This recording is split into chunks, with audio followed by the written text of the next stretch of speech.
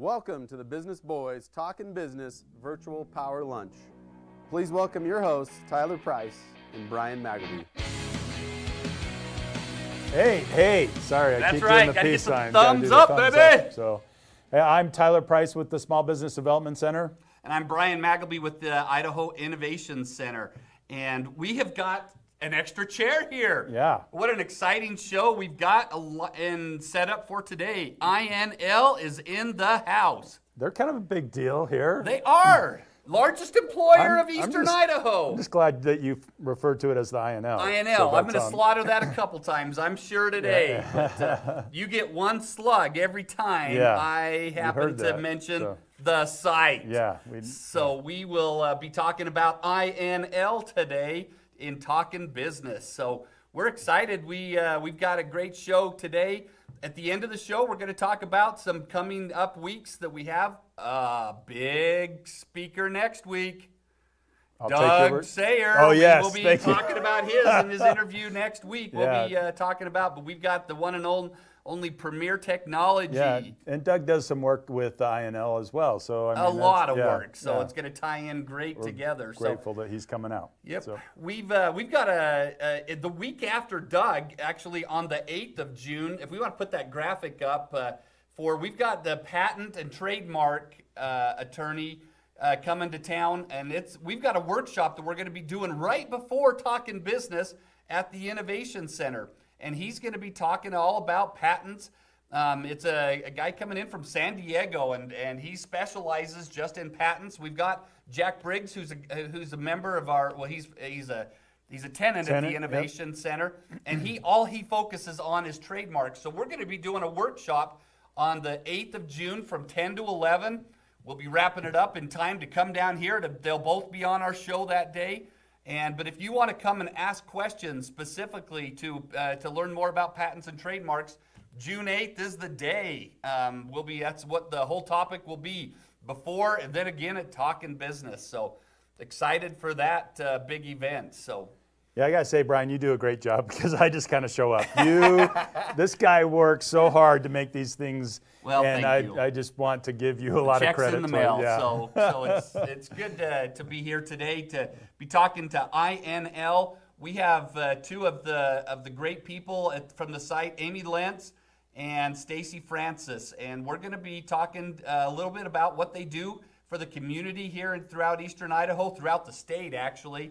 And also, we're going to be talking some what am I trying to say here? I really don't know. You went down a rabbit hole but cool stuff. Cool stuff. We're talking cool stuff. They've got some great quotes. Yeah. You're going to probably want to see them here. Yeah. We're going to be talking to them about what they do for the community here. So let's watch a little quick video here about the INL.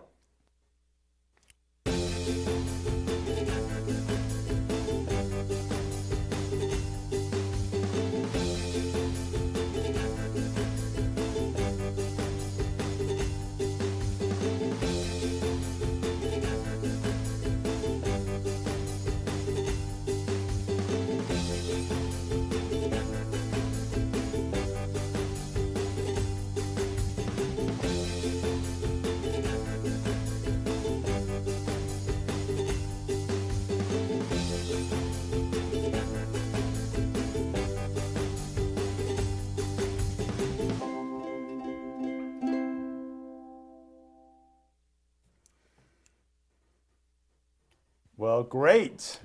Boy, we have a packed house here. Yeah, we do. We like this. We got 4 people on screen. Tiny table and 4 people. That's right. We're making it work. Full all of a sudden. Yeah. So let me introduce you to Amy Lientz. She's the Director of Supply Chain and Energy Programs at INL. Yes. I got it right. Yes. And we also have STACEY Francis, and she's the Small Business Program Manager at the INL. So we are glad to have them. Can we just start with, because locally it's always the site, right? That's what, I mean, when you say INL, people know what you're talking about. But so why don't you explain a little bit about what's the difference between referencing as the site or INL? Yeah, thank you. Well, the site is kind of a place where a lot of things happen, right?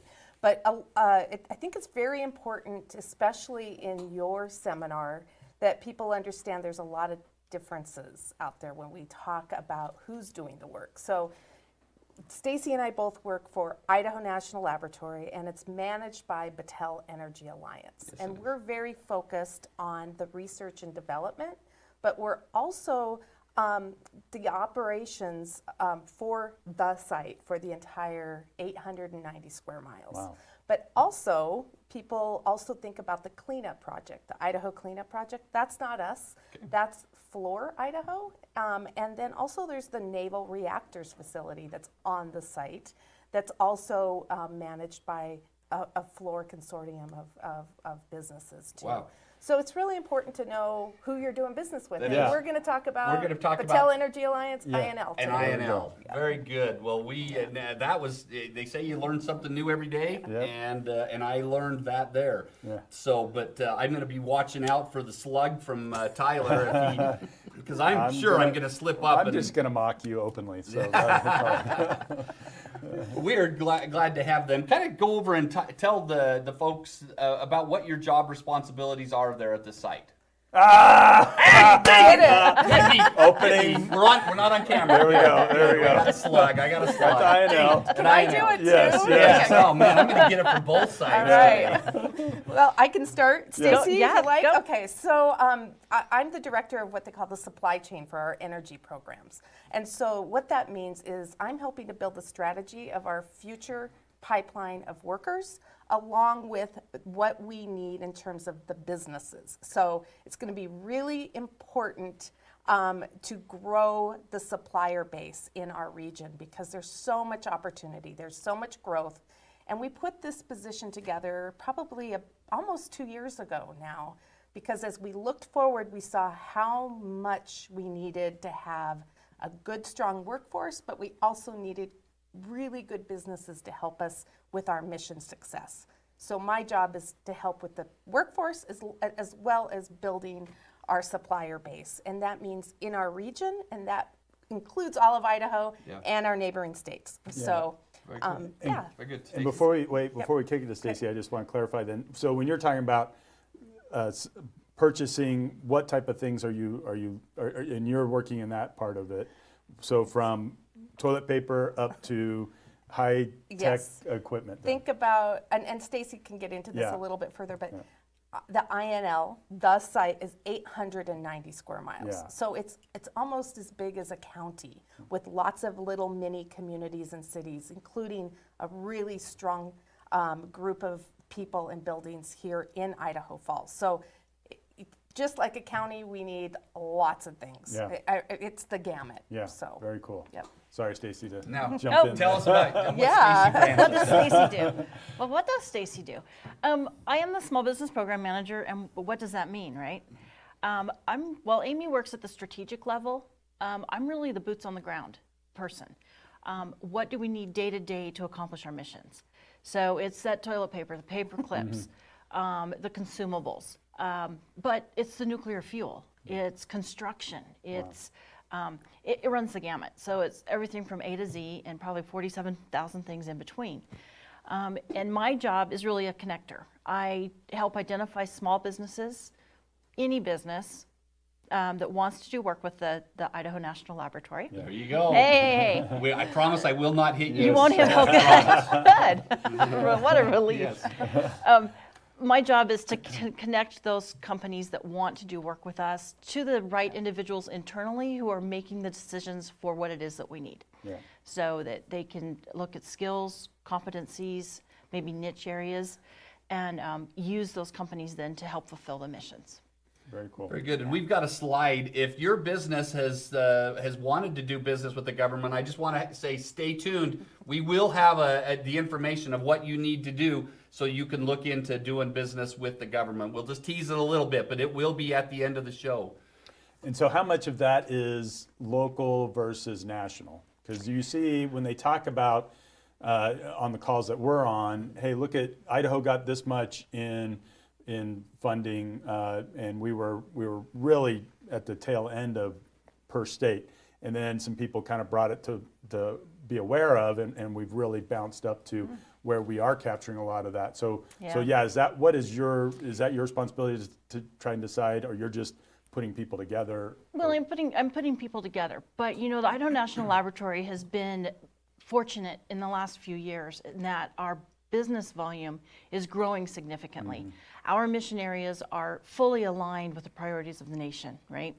So that means increased budgets, which in turn means money going back out to buy goods and services. So of the budget that comes in, we turn around about 40% of that back out into goods and services that we're buying. So last year, for instance, we spent $533 million. Wow. A little bit So of money. that's kind of a little bit of Yeah, a chunk of yeah. change. Now that's our entire spend. We have a unique goal within our contract with the Department of Energy to do 30% of our procurement spend within the state. So last year we did roughly $230 million within the state. So we exceeded that So better 30%. than We were about 30%. 43%. Yeah. So we look for businesses in Idaho. They're very important to us. There's a lot of businesses in the local community who have set themselves up to support us. That's their number one. We're their number one customer, right? We ask them to diversify as well. We don't want to be the only egg in the basket, right? Right. But it's really important to us to look to those local suppliers. What kind of businesses, I mean, are you really looking for? Give kind of an idea out there of some things that you're specifically looking for. Is it in the toiletries area? Is it in the electronic supplies? It's yes and It's yes, yes, and yes. right? Mhm, yep. All- Keep going. You're gonna nail them all. We buy a lot of different things. We buy the consumable products, the paper products, the pens, the paper. You know, those things that you use in an office environment. We haven't bought as much as those in the last year as we have previously because we've been Working buying home. them ourselves at home, right? But we buy those things. We buy a lot of services, a lot of technical support services, engineering services, folks to come in and help write reports, do engineering analysis, a lot of construction. We're always looking for new construction companies to come in and do work with us because as we get this increased money, we have to build new buildings. And as a facility that started in the 1940s, we have a lot of aging infrastructure. And so think about today's data requirements, right? Those buildings were not wired for internet back in the 40s, believe it or not. Yeah, It didn't have, It Al didn't- Gore had not invented it. No, it was not Yes, invented yet. So we do a lot of facility upgrades, a lot of infrastructure upgrades to get those facilities up to where we need them to push the massive amounts of data that we create as we're doing research and development on nuclear energy, right? Nuclear fuels. So there's always a lot of work going on in the construction area. We buy nuclear fuel. Right. I mean, and there's not a small business, by the way, that you can Yeah, I buy was that just gonna from. say, didn't know you probably can't get not that on at the Chevron. eBay. You so, can't just go out and, nuclear fuels are us and find it. It doesn't work that way. There happens to be one supplier in the United States. Wow. And they're a large business. But, you have to do that with the research that we do. It's not, you can't always go to small business. We prefer small business, but you can't always go to small business. So it runs the range. We buy forklifts. We have a fleet of buses. I don't know if you've seen them running we've seen around. them around. There's Every a few buses running around. We buy pickups. We buy vans to transport things back and forth. I mean, you name it, we've probably bought it at one point in time. So, well, and I coach football, or I have coached football at Hillcrest High School. And last night I was at the gym and saw one of my boys that graduated probably a year or so ago. And I was like, "Hey, Brandon, what are you up to?" He goes, "Well, I went and got my rad tech. I don't even know what that means." Great. And he goes, "And I'm working at," and he said the site, not me. I'm just reiterating what he said. I would have had we met, I would have corrected him right on the spot. It's the INL, Brandon. But I mean, so that type of thing, and I'll say that the INL has been very kind to business here. There's the RDA that was formed from the INL, and then these kids coming out of high school can, in very short order, it was an 11-month program, and now he's got a very decent paying job out there at the INL. I almost said the site. Yeah, there you go. But I'm ready to slug. So Why don't you talk about our That education? workforce development part is so critical right now. Not only are we hiring, and we hired quite a few employees during COVID, right? And I mean, pushing 500 employees, which is terrific. But also, as we look to the future, And we are desperately needing to make sure we're partnered with the education community to help fill those gaps. Yeah. We're not getting any younger. I mean, I'll speak for myself. Well, yes. you guys, yeah, But you- at some point, we're going to see retirees hitting Yeah. us more and more. And not only are we growing and do we have to hire to fill those new positions, but we also have to fill and backfill positions where people are retiring. And so I'm so glad you had somebody you met Yeah. in RadCon. That's an example where every one of the contractors at the Idaho National Laboratory site needs that Yeah. expertise. And so that individual may have been working for NRF or with, Yeah. with the Idaho Cleanup Project, but we all need that support. So we're also working together with the contractors and the education community to kind of outline the timeline of the big projects, outline specifically what types of skills we're going to need, and then really work with the education community to say, help us get new faculty, get new tools, get new equipment, bring in the students. Let's make sure we have a good, solid workforce in our future. And which, not picking on the education specifically, but I guess I am, which one do you see that's really working hard to help supply? Or are they all working equally? Or what are you seeing? Yes, there? I am so pleased. There was a day when there were so many stovepipes in the education system where the University of Idaho, ISU, College of Eastern Idaho, and even what we call ESTech, which is the Energy Systems Technology Engineering Center, which is part of Idaho State University. That's the 2-year program. They were working very separately, but now we have really pushed as industry to come together and let's work as a team to get these positions filled. So I think they're all doing a fabulous job, and they're working and talking to each other a lot more often. And they're even sharing resources and opportunities.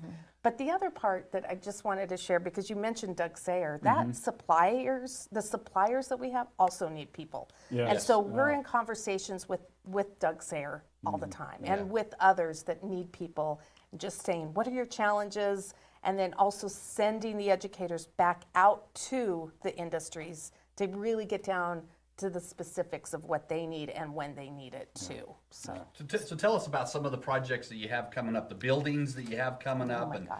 and because this will kind of lead right into the what kind of people you're going to be needing stuff for. So Well, skilled labor is always is a growing need, right? Not just the welders and those kind of Like guys. plumbers, but electricians. plumbers, Absolutely. electricians. Yep. drywall, All of of of those guys. We pull those resources out of the local union hall. So to do construction work at the Idaho National Laboratory, you have to be signatory to the site stabilization agreement, which says you will pull your labor out of the local halls. The local halls are empty.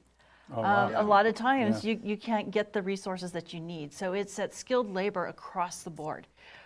We are building new facilities, like we mentioned earlier. We're going to be building a couple of new administration buildings out at the Advanced Test Reactor. We're just finishing one up at the Material and Fuels Complex. We're building those administration buildings because, as Amy mentioned, we're hiring. Our missions are growing, and we actually literally have people sitting on top, well, not on top of each other, but they're sharing a cubicle space, right? Where's HR?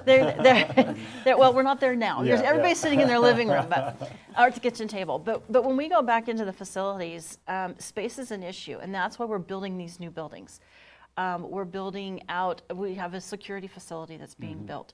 There's just a lot of different opportunities for businesses in the construction area as we build out to support the growing missions. So if the younger people watching the show, if they need to go out and get specialized in a trade, and then it's important for them to be with the union, it sounds like. You can join, I guess I'd like to phrase it a little bit different. Okay. A skilled labor is not just a need at the lab, at the Idaho National Laboratory. Look at construction in the residential and commercial arenas. It's needed there as well. Yeah. It's a growing need across this nation, right? So we have a need, but the nation has a need in those areas as well. So whether you're a union laborer or not, that's a personal choice on how you want to, what you want to do. But construction skilled employees are just invaluable. Yeah. So the Union of the Trades, there's 17 different trades that do business with us at the Idaho National Laboratory. So there's a significant amount of support that we have from all of those organizations. STACEY mentioned some of those new facilities that are coming online. One of the big projects that we're doing that's so exciting is what we call the sample preparation laboratory, and that's also at the Material Fuels Complex. Okay. And not only do we have to think about the construction of that facility, we also have to equip that facility. So that will be coming around pretty soon. So every one of these facilities needs to have their desks and office chairs and sometimes Paper higher end clips and equipment. staples But beyond that, microscopes, glove boxes, right. process lines, Yeah. you know, that high end. And as we move further into the advanced nuclear areas, we're going to change the way we're doing construction. We're going to be looking at advanced manufacturing, advanced construction techniques. The way we do things today can't sustain themselves for the future. I don't know if you watch TV on Sunday. They're building houses. They're 3D printing houses because they can't find skilled labor. And believe it or not, what they're using, I think it was a concrete type material, is much cheaper than go find a sheet of OSB these days, right? And not break the bank trying to buy it, right? So all of this stuff, all of these things are factoring into what we're going to be doing in the future at the Idaho National Laboratory, and it's just not pounding a nail. It's really advanced techniques that today we probably don't even know exactly what the need or what it's going to look like. But it's going to be exciting because we're going to be developing that as we move forward. Yeah. That is exciting. There's a lot of, you know, I heard, and I'm not sure if this is true, but I heard that a guy that was like in the electronics business got the contract to provide like the toilet paper or paper towels or something for the site, but he wasn't even in that business, but yet he got the contract because you needed to do business. And so what I'm telling you is there's a lot of business that could be provided here locally that you just got to go for it. And this guy had like $1 million contract to provide some kind of there, but he wasn't even his main business, but he was still doing it. It was like a side gig for him. And that's one of the things that I always try and mention to businesses who are interested. Maybe think outside the current box you're sitting in. Maybe there's something else out there where you identify that there's really a need. Hey, the lab goes through a lot of toilet paper, to use your example. You know, what if I got the newest roll of toilet paper, right? And it was, I don't know, whatever. I was going to say environmentally friendly. But I'm not sure about that. But think beyond what your traditional business lines are, and follow what's going on at the lab, and follow those future missions and those future areas that are going to be developed, and see if there's not a niche area that you could step into now that makes you primed to be the perfect subcontractor or supplier for that in 3 years when that really kicks off for us. I really do believe that there's a lot of things that are going to come forth in the coming 4, 5, 10 years as we work on advanced nuclear that we do not even have a concept of today. So it's being agile, it's being tied into the market, it's being tied into those professional organizations. It's having your ear to the ground and your nose to the ground, you know, sniffing out those opportunities, and being ready to, you've got to be an influencer and a leader in those areas. You've got to do your homework, and that's where you guys can help too, right? In your areas. It's just hopefully helping some people. of the people that are watching today or some light bulbs are turning on saying, I need to look into this. And we do have BAM with the PTAC that helps with that. And so, you know, we definitely keep an eye on that. And anybody that, even Andex is out there trying to bid on some electronic and things like that. What do you say to high school kids? Because there's a group of them that are kind of like, I don't know what I want to do, and I got to go to college, and, you know, but there's all this need. And it's almost like they're not getting the education on what does it take to be a rad tech, what does it take to be, I mean, there's some entry-level positions even that are pretty good career paths, right? So what would you say to the kids that are in high school right now that are very qualified to come out and work there? What encouragement would you give them? What direction would you give them on that? First of all, we'd ask them to go on a tour. And we're going to open up, you know, before long for more tours, because during those tours, they are exposed to so many cool opportunities. Additionally, we have an incredible science, technology, engineering, math program, and Jennifer Jackson at INL does such a great job of connecting teachers and counselors to all those opportunities that exist at INL. So we really want students to have as much information in front of them about these incredible career pathways, whether it's in the skilled labor or whether it's in computing or, I mean, Construction. Absolutely, from nuclear technicians. I mean, we have the gamut, and we're really excited to see our workforce projections, which will come out this summer, that from that information, we know within the next 5 years who we're hiring, not who, but who we need to hire. And we will be communicating with those education folks, but also getting into the high schools and below that, working with Jennifer and her team to make sure people have that information ahead of them to know what the opportunities are. And we need to start them in kindergarten, thinking about what their cool opportunities are. I think one of the big things is that we're trying to keep jobs here in Idaho, and they're here. If we can train our own high schools and undergrad programs to be focused on these kind of programs to keep people here in Idaho would just be absolutely phenomenal. So how do people get that report that you say is coming out? Well, we'll be definitely doing a lot of external discussions about what the opportunities are. So first of all, we have to share that internally, make sure we all understand it ourselves. And then working with our communications team and our labor economists. We have a labor economist, which is really great, Hope Morrow, and really working to make sure we roll it out to the community, not just Idaho Falls, but really regionally, get into the small schools as well, statewide, beyond the borders. You know, for a change, let's grab people and get them back, across Idaho. Utah into Idaho. Yeah, and are you going to share how people could do that tour at the end?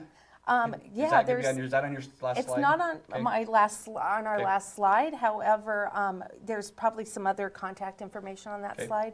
We don't have an open date yet, but we definitely can get it out to you guys. Okay. Yeah. Perfect. So, that's a great thing. If you've got a person that's in high school or looking at what they should do, that would be a great avenue to do. Talk to us about the new boss you have, John Wagner, and how is he different from Mark Peters, and kind of talk to us about the transition there. Oh, that's fun. You get us. No, you get to do that one. I've had the pleasure of working with John Wagner before he was even at Idaho National Laboratory, and he's fantastic. He has so much passion with Idaho. He has embraced it fully. He's an outdoors guy, but more than that, he's embraced every facet of Idaho National Laboratory. His expertise has been in nuclear, but it's definitely growing, and it's been beyond that to our national homeland security and all of our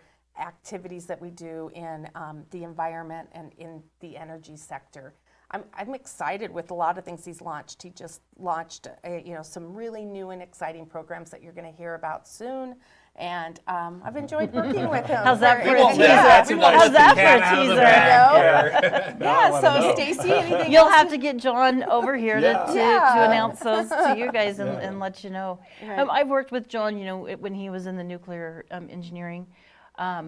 So I'm excited to have him at the helm. I think it'll be real good going forward. Yeah. So when you were in school, back in the day. Back in the day. So what was it because supply chain and kind of liaison between quasi-governmental and governmental to the real sector, what did that look like for you, like that pathway to where you're at today? Because BYU Idaho actually has a degree that's supply chain. Walmart snatches all those kids up. But what does that look like if someone's saying, well, you know what, I don't know that I'm a skilled laborer, I don't know, but I think I'm a logistics person. Yeah. So what does that look like? Well, I'll speak quickly to myself. My bachelor's is environmental science, and my master's is actually from the College of Engineering from University of Idaho. in industrial technology. Wow. So I always like planning, and so I've really leaned towards program project management in a variety of different roles that I've played throughout my career. And so supply chain is a great fit for what I do, because I like the outreach and that happens in events like this, but with our suppliers. But I also like to connect the dots and look forward to see what we need in terms of future projects and future needs. So I think the key message to all of that is just be adaptable. Just like Stacey's asking our suppliers to be yourself, you always have to be adaptable and always learning and be willing to adjust to the times. And so that's how I ended up where I'm at. Yeah, So, very good. Stacey, How about you, Stacy? Well, I followed the Yellow Brick Road from Kansas out Yes, here. yeah, very nice. I happen to be a journalism public relations major. Okay. Which over the course of the, 28, I'm going to age myself, 28 years that I've been around the Idaho National Laboratory, back when it had one E and then two E's and then without the E and all of that. I did a lot of stakeholder involvement, a lot of internal and external communications, and that lends itself to what I'm doing today, because it's all about relationships, right? When we were working environmental cleanup, Amy and I worked the environmental cleanup program together back when we were doing all the circular remediation and that. It was about building relationships with stakeholders. That's what I'm doing today. Yeah. I'm still building relationships 30 years later, but it's building them with suppliers and internal customers and making that connection for them. So you never know where the brick road's gonna go. Yeah.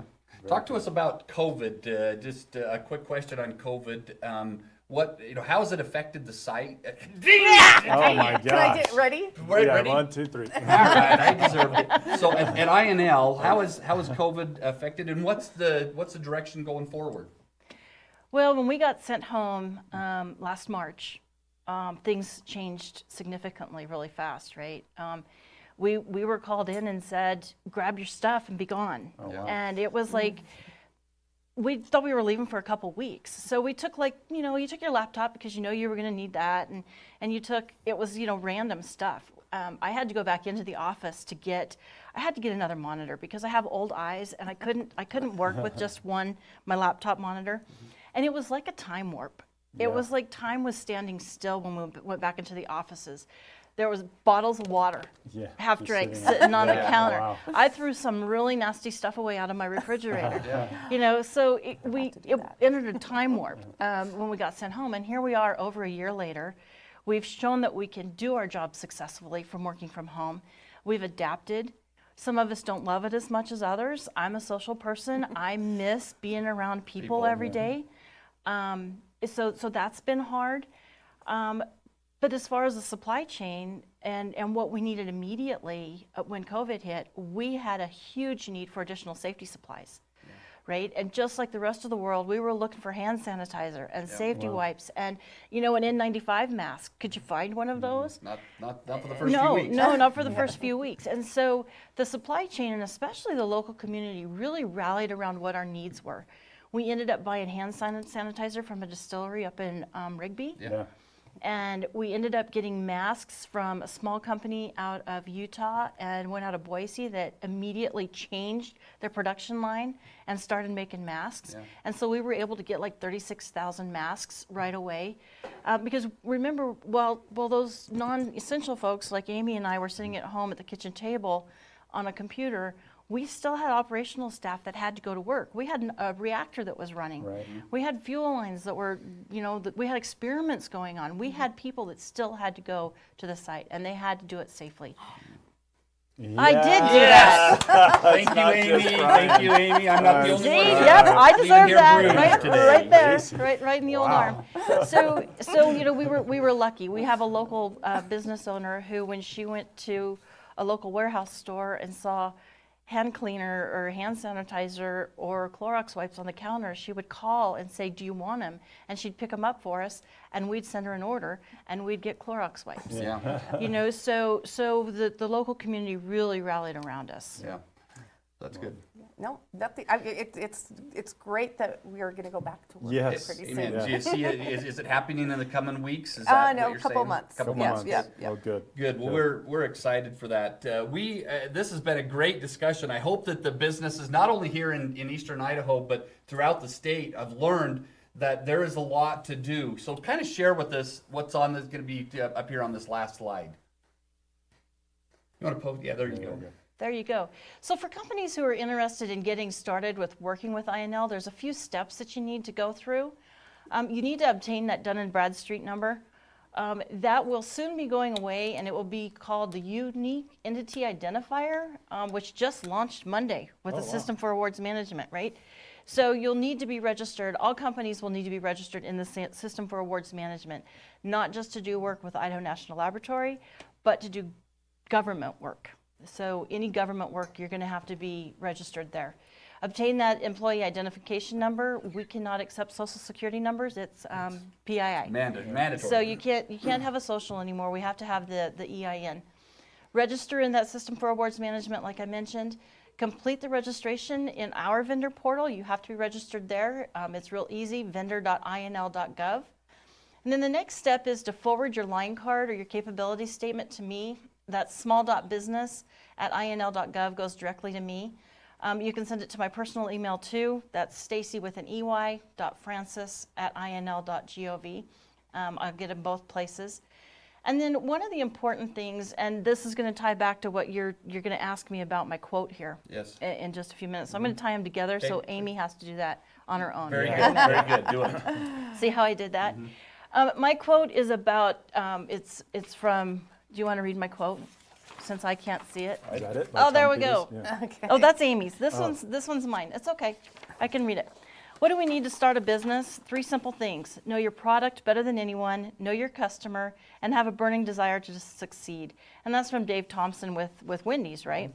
And the same thing applies when you're a small business or any business. You got to know what you do, and then you have to know as a small business where you fit with the Idaho National Laboratory. When you reach out to me and say, I want to do business with the Idaho National Laboratory, I need to know what you do. Don't lead with, I'm an 8A woman-owned, service-disabled, hub-zone company. That's all great. You hear that every day. I do. I hear it every day. I need to know what you do. I focus on cybersecurity. I focus on construction. I supply computers. And I fit in the Idaho National Laboratory supply chain here. So know your business, know what you do, know how you fit. That makes my job a lot easier. With 5,300 employees, helping me identify where to start is going to help you get further down that line than if you just come to me and say, I want a contract. Yeah. And the last part on that slide is also some advice of how people can learn about what we're doing. And so, we have news feeds. We have a crackerjack social media team. Sign up for all of that, right? Twitter, Facebook, Instagram, et cetera. And then we also are doing a local suppliers engagement partnership with the Idaho Commerce. And if you're a local supplier, reach out to me and we can have a conversation, because I think that's a great roundtable and a great insight to meeting others and hearing firsthand what we're doing. And her email, amy.lientz@inl.gov, Yep. was there at the end. So. Yep. And I also encourage you that if you need help in doing that, like Tyler talked about, we have the SBDC, a division kind of the SBDC with the PTAC, which is Procurement Technical Assistance Center, and they can help guide you to get to do that as well. So if you need someone that can help hold your hand through that process, we have people that can do that. So you know what PTAC stands for, but you keep using this site just for There you go. I got to slug you into Tyler. So I'm not the only one leaving here bruised. So. Amy's the only one that didn't get I was bruised conscious. She today. came in the room saying, you better not use this word. That's right. Amy, will you share with us your quote that you have? Oh, it's so perfect for today's conversation. How many times have we talked about toilet paper today? Yeah. So my quote is that the leaders wing through logistics vision. Sure, strategy, yes, but when you go to war, you need to have both toilet paper and bullets at the right place at the right time. In other words, you must win through superior logistics. Yes, Amen I to love it. I love it. And over the last year, we've learned all about the toilet paper, and we continue to learn about bullets. So, so if you can find one in town, good luck. Good luck. So, so very good. Well, we appreciate Amy and Stacy being here with us from great. INL. Woo-hoo! Good I didn't job. get after 30 minutes, I got it. So we appreciate them. Is there anything else that you guys wanted to share with the community? Just thank you for what you're doing. I think these type of forums are so important to help us get the word out to these great businesses that are in our area. So keep up the great work. Very good. Yeah. We appreciate that. And we couldn't do this without our sponsors. Yes, that we failed to We mention failed at to the mention beginning at of the the show. beginning of the show, so we're going to get to them. BBSI, wow, what a big sponsor they've been for us. They are great. If you need any human resource, any business coaching, anything dealing with human Accounting, resources. payroll, I mean, yeah, Jeremy Hicks, those guys are just fantastic. Absolutely great. Vulpine Marketing, of course, you're watching this on our website, talkin-business.com. Couldn't have happened if it wasn't for Mr. Ryan Yost Yep. at Vulpine Marketing. Andex, man, we just can't say enough about the production facility here. If your business needs anything like that, we threw them some curveballs with I think we had 1 minute to go before the show, and they got it done. Haley and Aaron know what they're doing. They do. Absolutely great. Thank you, Andy Johnson with Andex, and of course the Idaho Innovation Center and the Small Business Development Center. So thank you to all of our sponsors. And let's just talk about what we have coming up next week. Well, Doug Sayer, super excited about that. One of the big suppliers for does the cool INL, stuff. and I got it right again. Yes. So Doug Sayer, we're going to have him on the show next week. And we're excited to talk with him. Well, what a great company here in Eastern Awesome Idaho. story. Guy in a pickup truck and a I welding love it. turned into something that employs 400 plus people Yeah. looking for more. Anyway, Yep, great. And we're we're really looking forward to having Doug. We've been trying to get him on the show since day one. Yeah. So we've got him finally next week on Talkin Business. Thank you, everybody, for tuning in, and thank you, Amy and Stacy. Yeah. You guys are Great job talking about INL. Look, we got it again. Yeah. Good job, Brian. Thanks, everybody. Have a great week.